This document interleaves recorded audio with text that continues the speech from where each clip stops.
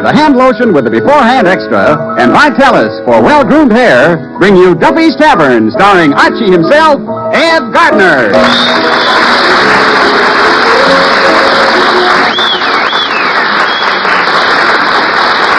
Here's the proven way to keep your hair well-groomed. The way successful men in both sports and business keep their hair looking its very best. It's Vitalis and the 60-second workout.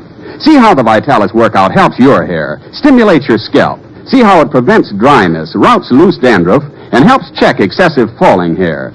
And see how Vitalis keeps your hair handsome and healthy looking with never a trace of a greasy patent leather shine. For there's not a single drop of mineral oil in Vitalis. So try Vitalis and the 60-second workout. You'll like it, and you'll like what it does for the looks of your hair.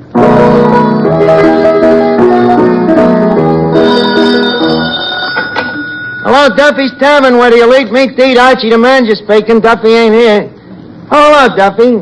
Oh, nothing new. The letter carrier was just in. Delivered a stack of poison pen letters. Yeah, bills. Well, so much for the bulk of the mail. Now for the complaints. There's a letter here from the Department of Sanitation. Yeah, they say we'll have to do something about the garbage, Duffy. Yeah, they claim it ate a hole through the bottom of their truck.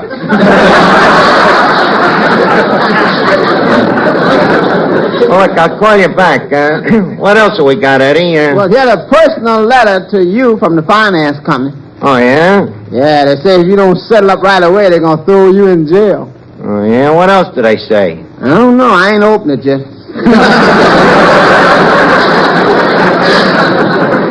Damn finance companies. When you first go to them, they're as sweet as pie. Just overlook a couple of years' payments and you find out their real character. Hey, wait a minute. Look at here. A letter from the Ritz-Carlton. Hey, who do I know lives at the Ritz-Carlton? Let's see. Yeah, dear Archie, I haven't seen you since our old days at PS4, but have often thought about you. Many's the time I think about our old class motto, sic in hoc transit hospice. What does that mean? Nothing, it's Latin. It was our class code. We'll be down to see you at the Tavern tonight. Signed, your old classmate, Willie Gundig. Willie Gundig, I wonder if I'll recognize him. It's been such a long time since I was in school. Yeah, and you were there such a short time.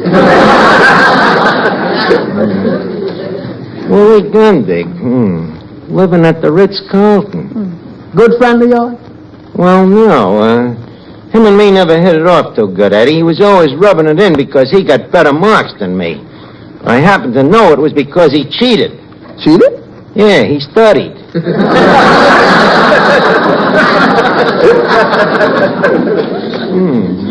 Living at the Ritz-Carlton.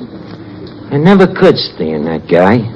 Always thought he was such a big shot just because his old man owned his own push cart.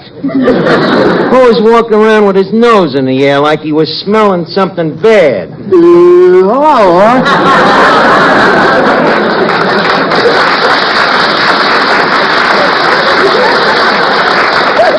Hello, Finnegan. Finnegan, guess who I just got a letter from? General Smuts? No. Well, then I give up.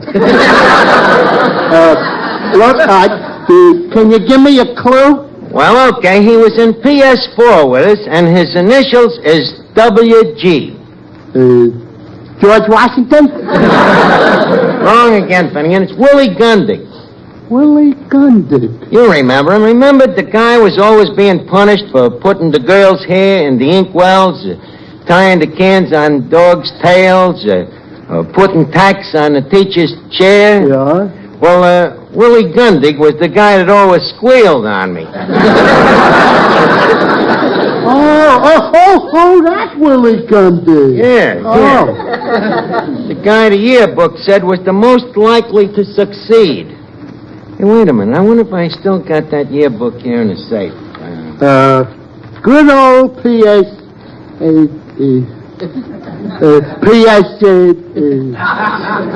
Four? Yeah, four. Wonderful school, Eddie. What memories it brings back? Them was the good old days, huh? Yeah, they don't make days like that no more. Well, here we are, Finnegan, our old yearbook. Hey, look at this picture here. Remember these guys? No. You don't? No, that was the graduating class. Yeah, but look at them now, huh? What a tough bunch of kids that was. Really tough, huh? Eddie, we used to eat the apples and bring the teacher the worms. Yes, sir. Any kid that was in PS4 didn't have a broken nose was either the principal or a new pupil. That's it. How come the kids are standing around in the shirt sleeves with all that snow on the ground? Eddie, that ain't snow. That's teeth. Tell me something. Who's the girl on the end with the black eye? The teacher. Hey, wait a minute. There he is. Who? That jerk, that Willie Gundy. I see. Well, it says here he was voted the student most likely to succeed. Yeah. Well, where's your picture, Miss Archie? Somewhere there. It's hardly worth looking for, though. It's a very bad picture. Hey, wait a minute, Arch. Here it is on the next page. Anybody want to see pictures of the girls' volleyball team? No. We want to see your picture. Oh, well, here it is. Miss Archie, your thumb. What about it? It's covering what you was most likely to. Oh. Sorry. What does it say, Eddie? Archie, the man most likely to be a failure. Must have been a misprint. I don't know. Willie Gundick's living at the Ritz-Carlton. Yeah, you know, I'm just thinking. I bet you that Willie Gundick himself wrote them most likely to's there. He's always jealous of me, you know, because of me and Alice Vanderwater. Alice Vanderwater? Yeah, the prettiest girl in the school. Oh, yeah, I remember her, Arch. The tall, skinny, bow-legged dame with the buck teeth. Okay, so she was the second prettiest girl in the school. Yeah. Funny thing, I just ran into Alice Vanderwater the other day over on Avenue A. Oh, really, Miss Duffy? Yeah. Is she married? Yeah. She married Elmer Zinser. Elmer Zinser, huh? Yeah. And guess what? They got 15 kids. 15 kids? Yeah. But I don't think she's very happy.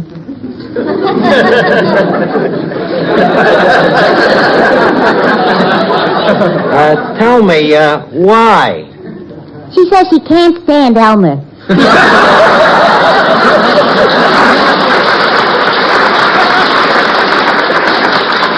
Hey, wait a minute, Arch. Ain't this my picture? Where? Oh, yeah. Finnegan, what was you doing with the debating team? Arch, what do you think they was debating about?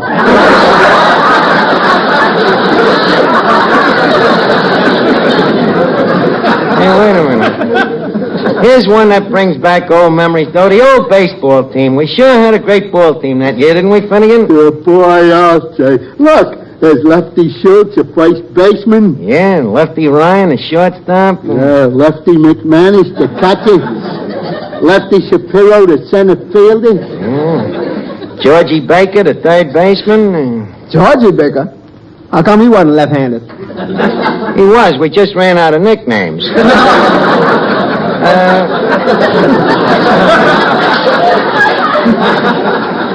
By the way, Finnegan, tell Eddie who was the star of that team. Oh, you tell him, Arch. Well, I don't like to brag. Oh, come on, Lefty, tell me.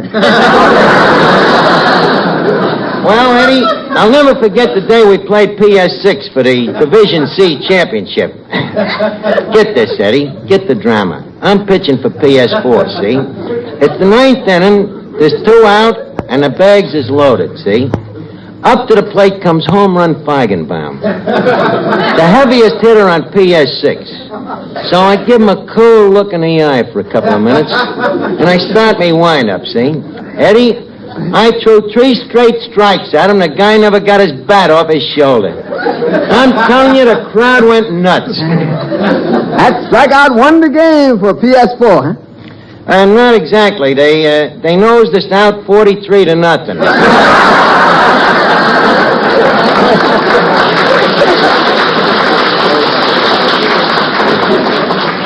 All on account of that Willie Gundig dropping that high fly in the second inning. The guy most likely to succeed. Happens a lot of other PS4 guys succeeded, too. Oh, Archie, stop bragging. You know the PS4 turned out nothing but bums. Oh, yeah? What about Al Peters, for instance? Who's he? Only the chief herring salter at the Fulton Fish Market.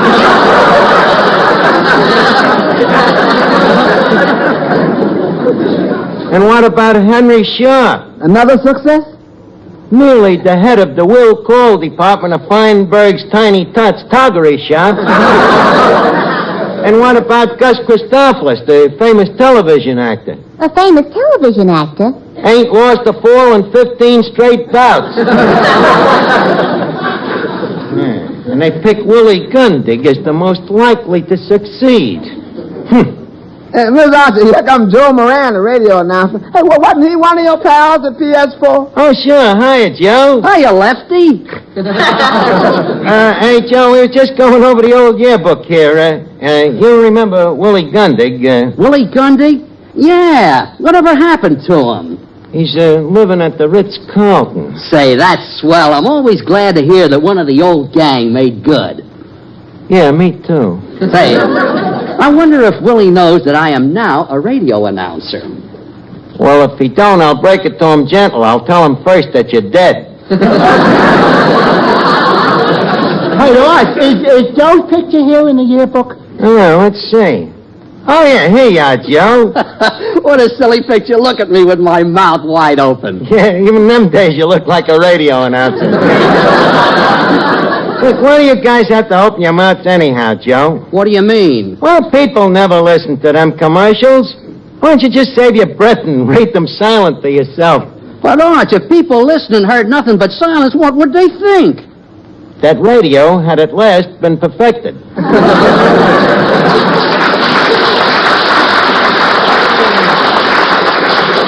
Oh, look, Arch, that's silly. You mean I should just stand there and move my lips? Why not? Go ahead, just move your lips and see if I can tell what you're saying. Well, okay. Trouche is the different hand lotion? Right.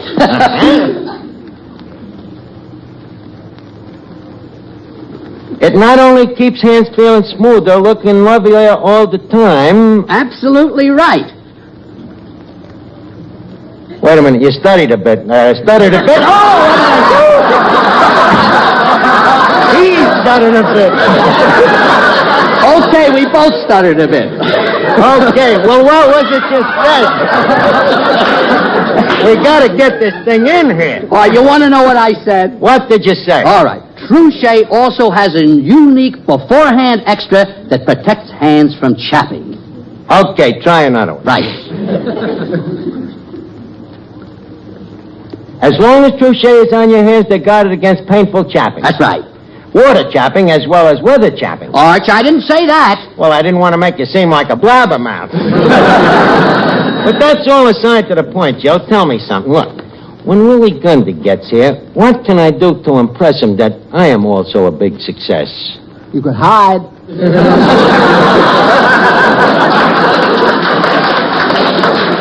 You know, Arch, you sound like you're sore at Willie Gundig. Me, sir? Why? Just because he's living at the Ritz-Carlton? I'm glad he's a success. Good luck to him. But don't give him too much credit. Don't forget, success is all in the breaks. What do you mean it's all in the break? Well, take me, 9 years ago, when I answered Duffy's ad for a busboy. What about it? If I had looked 2 inches to the left, I'd have seen that ad for an expert suspension bridge engineer. What do you know about being a suspension bridge engineer? What did I know about being a busboy? What I say, it's all in the breaks. Now, look, Eddie. When Willie gets here, I want you to bear me out in one little white lie, huh? What's the white lie? I'm going to tell him I'm a millionaire.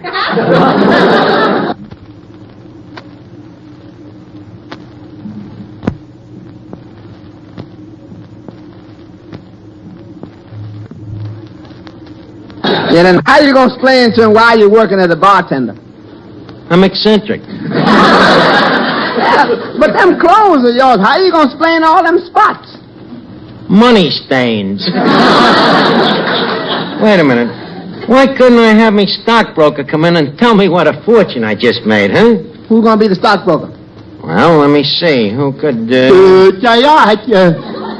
Eddie, I know what you're thinking, but who else is there? Look, Finnegan, when Willie Gundy gets here tonight, I want you to tell him that you're a big stockbroker from Wall Street, see? What's Wall Street? Well, it's sort of an unsocial pyramid club.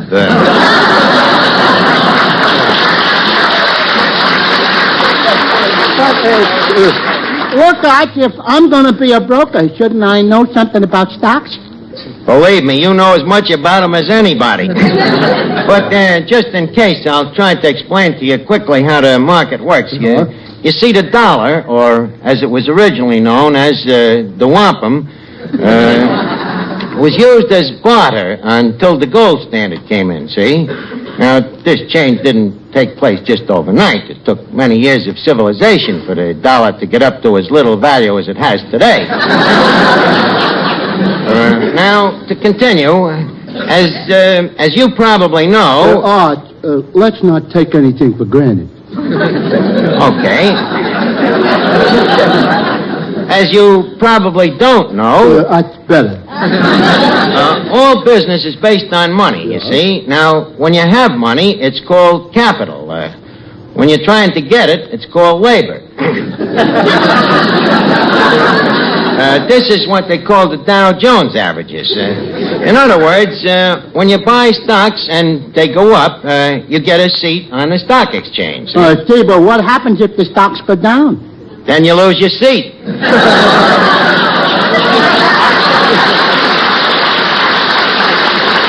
Well, look, all right, if you lose your seat, where do you sit? You sit on a thing called the curb. Any further questions? Yeah. What? How can I be a stockbroker when I can only count up to 10? With stocks the way they are today, you don't have to count any higher. That is, unless you happen to be Willie Gundy. He'd probably come rolling down here in a big car. Wait a minute, a big car.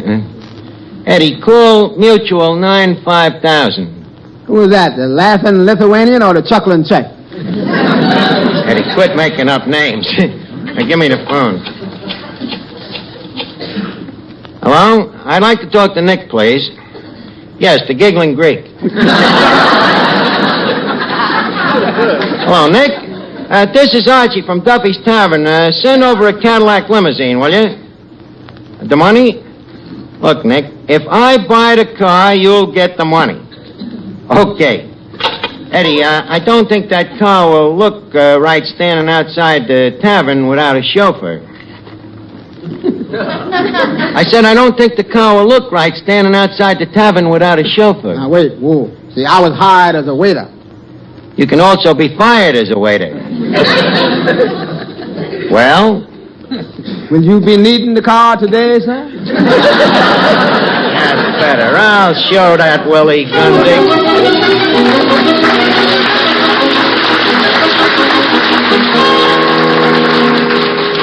Good afternoon, sir. I'm looking for the gentleman who ordered the new limousine. I am that millionaire. You? You see any other millionaires around? Come on, chauffeur. Leave us go outside and take a look at the car. Well, there she is, gentlemen. A brand new 1949. Hot ziggity. Man, with a car like that, I could be the alley con of Harlem.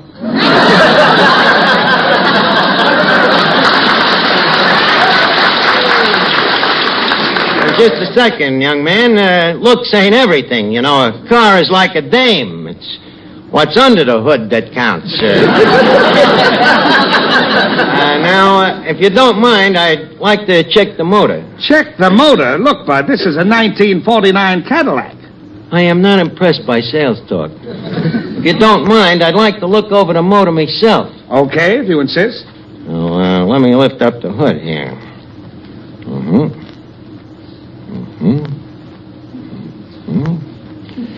Yeah. Looks like a pretty good motor. You're looking in the trunk compartment. Huh? Bud, the motor is up at the other end of the car. Oh. Just wanted to see if you knew your business. Now, tell me, is this the model with the hydrochloride clutch? The what? Well, I'll try to put it simply. What is the horsepower? It's 160. On what basis is that computed? Well, it's figured on the basis of 550 foot-pounds in 1 second or 33,000 foot-pounds in 1 minute. I'm afraid you haven't answered my question. What I'm trying to find out is, does this horsepower have Timken bearings? I give up. See, Eddie, I got him stumped. Let's see here. Yeah, see, they got a new type carburetor. Bud, that's the horn. Oh, yes, this is the carburetor over here. That's the battery. Hey, wait a minute, here's a cute little gadget. Hey, what's that thing? That? Well, that mixes gasoline with air to form a vapor that explodes when injected into the cylinders. Oh, really? What do they call it? The carburetor.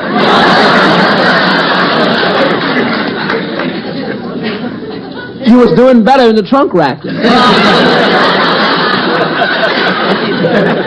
You was in there with me, I think.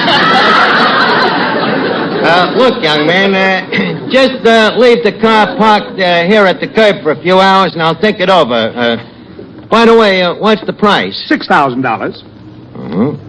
Only 12,000 payments, and she's yours. Yeah, it's worth it, though, just to burn up that Willie Gundig.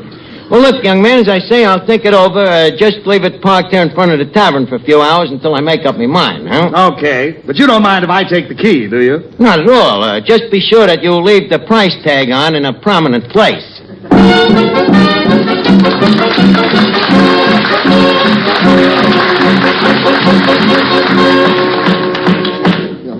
Yeah, what you doing, Mr. Archie? Hanging up some pictures. I'll show that Willie Gundig. Look at this autograph here, Eddie, huh? Let's see. Sorry, Archie, but I'm marrying for love. Money isn't everything. Signed, Rita Hayworth.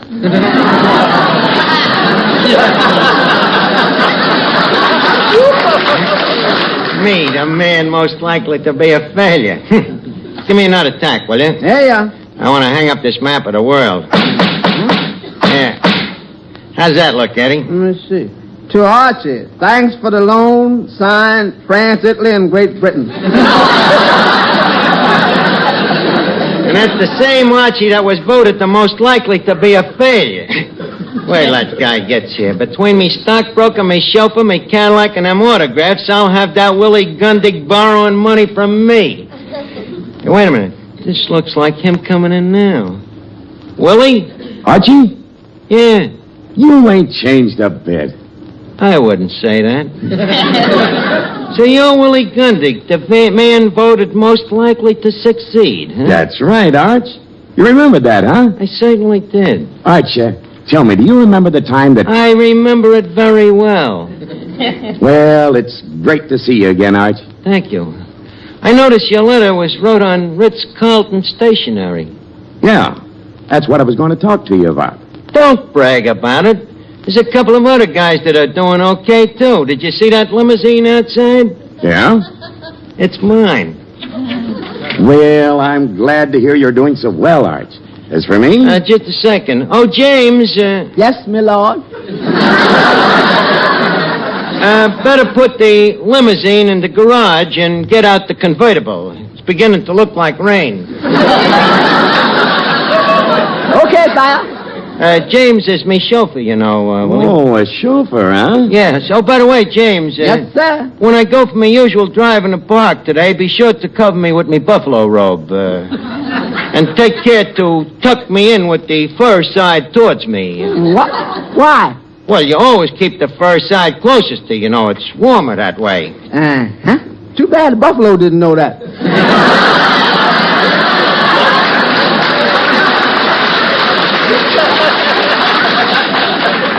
That'll be all, James. Now, Willie, Enough about my fabulous success. Tell me about yourself. Well, I'll tell you, Arch. That Cadillac, cost $6,000. Well, it's a sure a surprise, Arch. You know, I always thought you'd end up... Well, you remember what the yearbook said about you? Leave us not bark at sleeping dogs. Now, where was we? Oh, yes, you was talking about what a big shot you was. Well... excuse me a minute. Oh, stockbroker, Chief. have we heard anything from the Secretary of the Treasury? Yeah, he says he wants you to send in your taxes. The government needs the money. Oh, how much is me taxes? $500,000. Okay, go down to the bank and get it.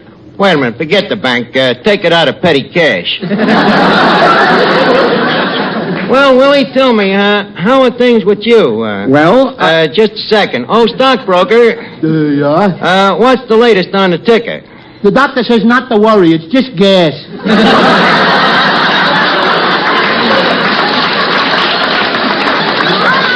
My broker was slightly stunned in the crash of 29, But enough about me and my sensational success. Tell me about you, Willie. How you doing? Well, frankly, Arch, I could use $10. Oh, stockbroker.